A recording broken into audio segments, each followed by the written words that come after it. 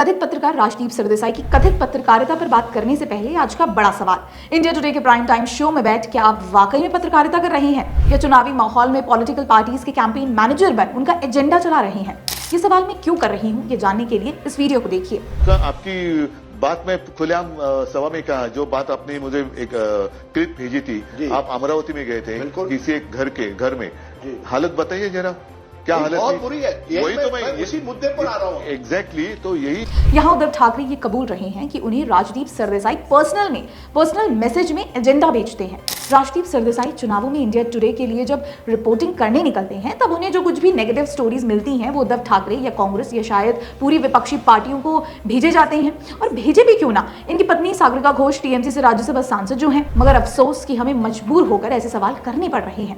अब क्या करें, यही वो राजदीप सरदेसाई भी हैं जो खुद को इंडिया टुडे का वरिष्ठ पत्रकार बताते हुए जर्नलिज्म की एथिक्स बताते हैं, बार बार गोदी मीडिया का रोना रोते हैं। क्या ऐसे होते हैं पत्रकार? हम सब ने देखा ही था कि कैसे हरियाणा चुनाव में कांग्रेसी प्रेम इनको ले डूबा था। I thought of putting some egg yolk here and just putting it on my face.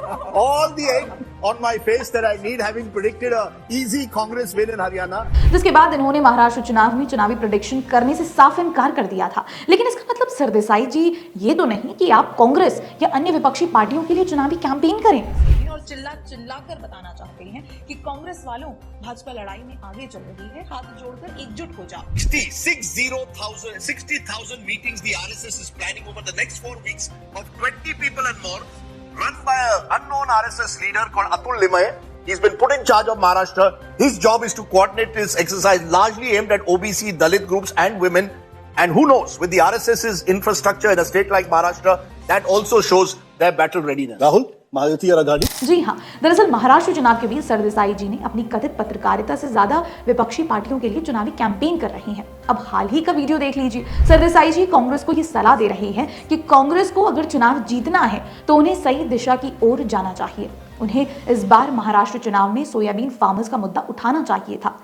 has any chance, it is because of soybean. Rahul Gandhi comes to Maharashtra and talks again of constitution. He's got the narrative badly wrong. He should be telling us what is his party going to do for soybean. That's what the Congress. Sardesai जी, क्या आप चुनावी campaign छोड़ अपनी पत्रकारिता में वापस लौटेंगे? माफ कीजिएगा, आप तो ठीक ढंग से पत्रकारिता तक नहीं कर पा रहे हैं। कभी किसी इंटरव्यू में कांग्रेस का समर्थन करते नजर आते हैं।